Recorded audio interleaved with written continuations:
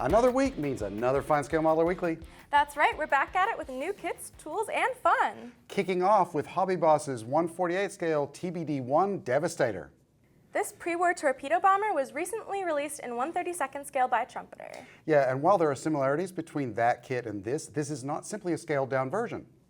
Surface detail includes recessed panel lines and rivets, and there is a hint of structural detail where the wings and tailplanes meet the fuselage.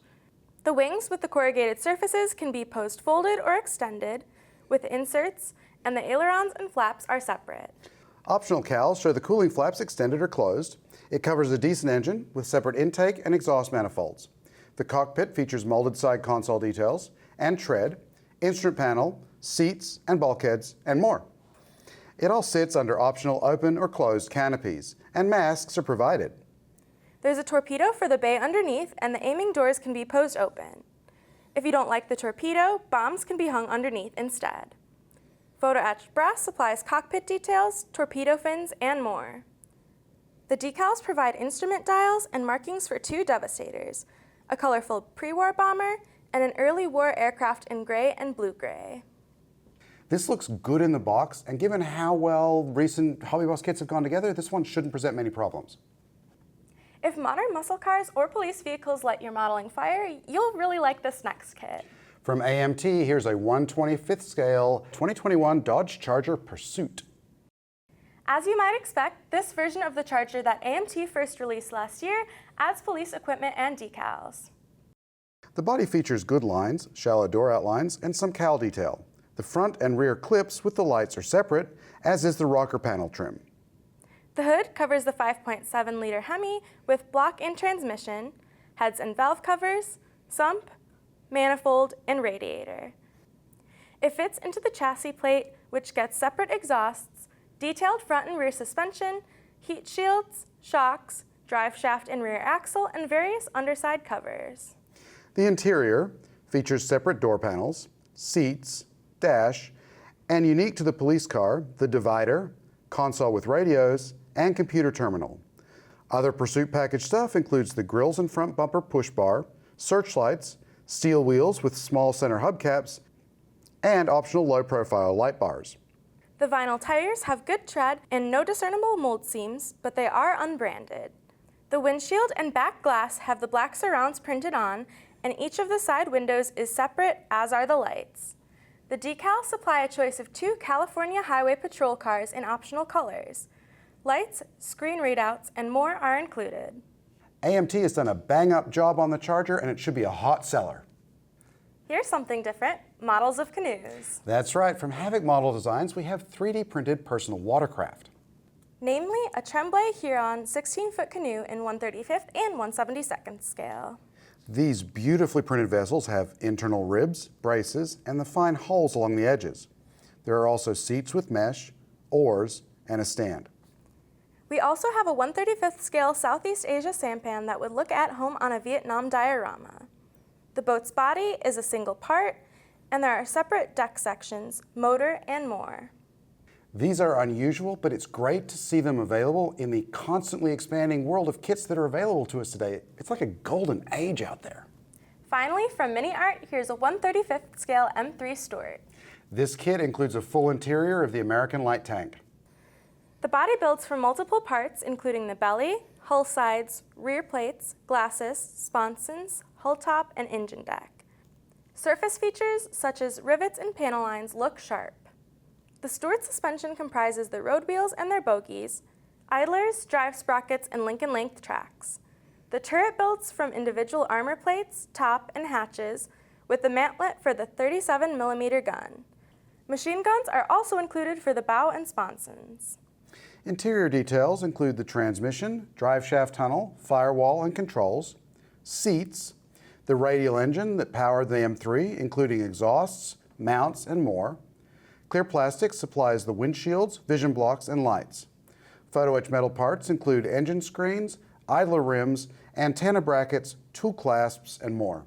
Cartograph decals provide markings for 4 M3s. A British tank at the Tactical Training School in Egypt in summer 1941, a 2nd Armored Division tank in Louisiana in autumn 1941, a 1st Armored Division vehicle in South Carolina in autumn 1941, and an unidentified cavalry vehicle at Camp Funston in spring 1942. MiniArt has crammed a ton of detail into this M3. Look for reviews of the Devastator Charger in Stuart at FineScale.com. Stuart. FineScale Modeler Weekly is brought to you by HobbyZone USA, your source for hobby storage solutions, hard-to-find hobby tools, and aftermarket modeling needs. Do you like what you see here and want more? Subscribe to FineScale Modeler magazine. You'll get 6 issues a year crammed with how-to stories from some of the best modelers around the world. Go to finescale.com/YouTube for a special offer for YouTube viewers like you. Somewhere along the line, I missed when companies came out with what they're calling, or some of them are calling, easy cutting mats, which are basically these really cool mats for cutting shapes out of masking tape so that you can more easily mask them on your models. These are 2 cutting mats from Infini, based out of Korea, and as you can see, what they are these grooves that have been cut into some sturdy acrylic. And this one, their type A, is straight lines in 0.4 mil thickness, 0.5, 0.6, all the way up to 1 millimeter thickness. And you know, when I saw this, I was ecstatic. You know why? Because I build World War I planes, and a lot of the masking that I was having to do, I was cutting down pieces, and I was doing that freehand with a straight edge, and this is gonna change things. We're gonna get to that. But this is their type A. Their type B mat is for concentric circles and checkers and slants. You can see that we've got a number of different geometric shapes that you're going to be able to cut out of this. I'm going to show you that in a second as well. Now, they also have 2 other mats, a type C and a type D. Type C for large radius arcs, and the type D for 45 and 60 degree slants and hexagons. Now, you can find cutting mats from other companies other than Infini, like AK Interactive. Now, AK Interactives, they've got type 1 and type 2, which match the type A and type B from Infini. And I think maybe one has licensed the mats from the other. I don't know in which direction that necessarily happened, but they look very similar right down to this orange. Also, Display, they produce a set of mats that are very similar, and Border Model does as well. Now, the one thing that I've seen about the Border Model ones is that they are, instead of acrylic, they're metal, and I believe they are also double-sided, okay? These are not. You can see they just got one side. But the thing that I've heard about the Border Model ones is that they're made out of metal, and so they might be a little bit harder on your knives when you're cutting your masks. So how do we use these things? Let's get to it. So as you can see, I've already made a few cuts with the type A easy cutting mat down here at the 1 millimeter end of things. So I'm just going to go ahead and peel this one up so you can see. There it is. Here, I'll peel another one up too. Come here, you. There they are. That's pretty nice. Now, you can see maybe right there, yeah, I made a little bit of a boo-boo, and that's okay. Here's what I'm going to tell you, just from experimenting a little bit with the mat so far. A couple of things that I've realized. The grooves are not super deep, and I understand why. You don't want to, you don't want your tape to actually be wider than what it is that you're trying to cut. And there's a possibility of deformation, right? I get that. But when you do cut, what you want to do is be firm with the tip of the blade in the groove, and then just don't go cutting willy-nilly. Cut carefully, cut deliberately.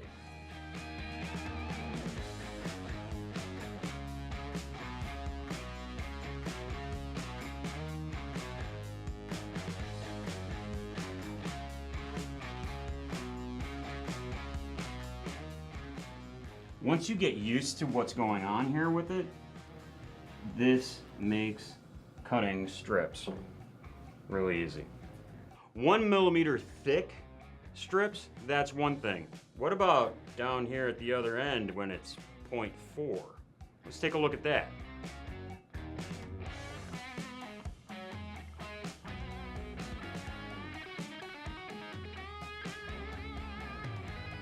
That there, my friends, is a 0.4 millimeter strip of masking tape. So cutting strips from 1 millimeter all the way down to 0.4 millimeter thick, which you're just not gonna be able to do with a straight edge. Or if you can do it with a straight edge, you're a freaking wizard. And I want to come take your classes. Anyway, that's cool, I think. What's also cool is this guy right here with concentric circles here and here. Some of these other patterns here for doing checkers and other shapes, other geometric shapes. Let's see what we can do with those. Same thing as before. Make sure that you are pressing firmly into the groove where you want it to go, and then cut deliberately. I'm just going to cut an arc here. So let's see.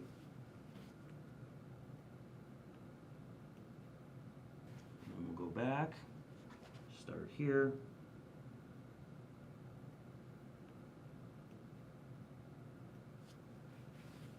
All right, I've got my arc there. Let's do a couple of other things.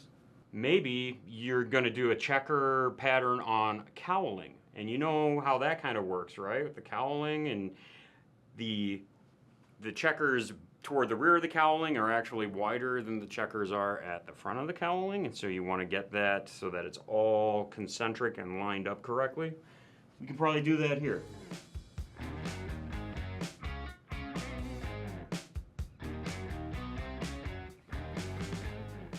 Right, you get the idea. Look at what we're doing here. You create a checkerboard pattern.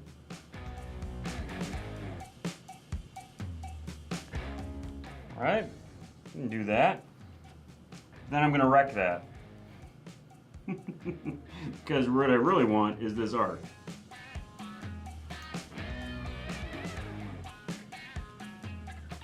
What if you want complete circles? Well, they've got 4 areas on here for you to do that.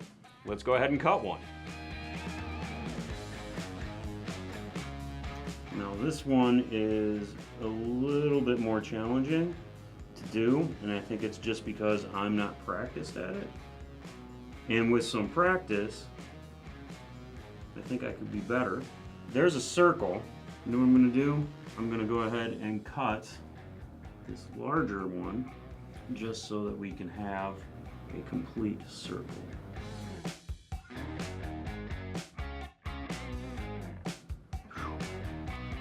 Well, I've cut that circle. I'm going to say it's probably not the prettiest circle in the world, but let's go ahead and take a look at it. Now, some of you might be saying, well, I'd rather use a circle cutter for something like that. And that's, you know, completely valid, but the option is there. There it goes. All right, I'm going to take out that central one. So there's that. Again, not as cleanly as I would like, but, you know, I think I could get the hang of it. So a little bit more difficult on these little guys than it is on this one here. I think just because how tight they are. So, again, I'm not so sure about these ones, but they're an option. They're there. Over here, squares. Just straight up do, let's do a larger checker pattern. How about that? So we've got some checks there. And then there are these other areas here for oddly angled shapes. So let's try making an arrow, all right? Well, I've got the shape in there. So either use it that way or use that one.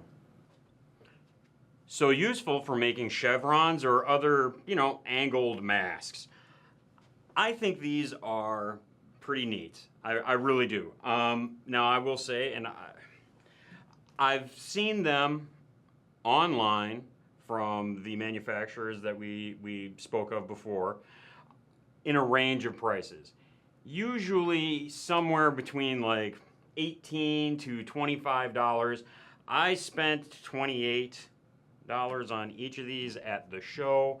A little bit more expensive than I wanted to, but I saw them and I was just like, you know what, I got them. So I went ahead and I bought them. So if you want, you can do some shopping and see if you can find some deals online. Right now, I'm very excited about both of these. I'm thinking that I might pick up a couple of the other ones, just because like Border Models, they do ones that are specific for tanks. They also have some camouflage specific cutting mats. So those might be something that you're looking for. I think, you know, it just depends on what it is that you want to have at your disposal. But I really like these and I'm super happy to have them at my workbench. So Tim, I understand that in mid-March you made a trip to beautiful Fort Wayne, Indiana. That's right. Now, don't say it like that. I'm not. Fort Wayne is nice. I've been to Fort Wayne. I like Fort Wayne. Fort Wayne is fine. I was not being sarcastic, Tim. Okay, all right. Don't be disparaging of Fort I Wayne. wasn't. Oh, defensive. Anyway, no, so he and Kendra had gone to Mad City the week before. The week after, or 2 weeks after, we went to Heritage Con, and you guys have seen video from both of those. And in between, I shot video from Freeze Frame, which we were invited to go down to it. It's the first time that we've been to it. It's primarily a scale model car show, and we were very enthusiastic to get down there and see it. And it was a good show. It was a really good show. It was a lot of fun. And you shot some video while you were down there? I did. And shot some photos too, right? Photos for the gallery, which you can find in the link below. So without further ado, video from Freeze Frame. And you guys have a great rest of your week. We'll see you next time. Bye.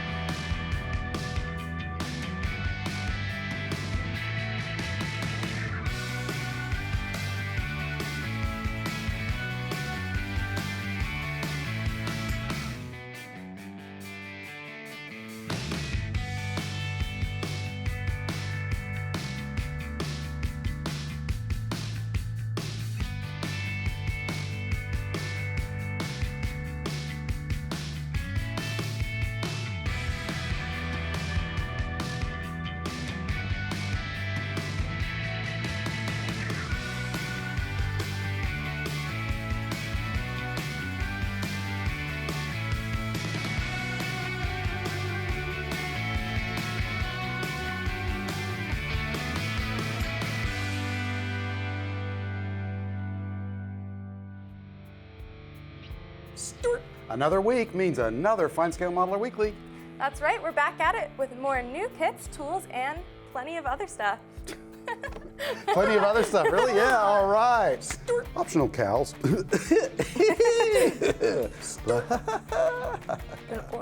It all sits under optional, open or closed. Where you want me to Stuart. I could do it like Bill Shatner. Stuart. Sorry, I lost where I was going with that. Stuart. Sorry, I lost it again. Stuart. I think I can do it. I hope I can do it. I'm gonna try. Stuart. Ah, no, Tim, we're on a roll. Stuart. Crap. Give me a second. Stuart. No. Flip and flap and floob. Flip and flap and floob. Stuart.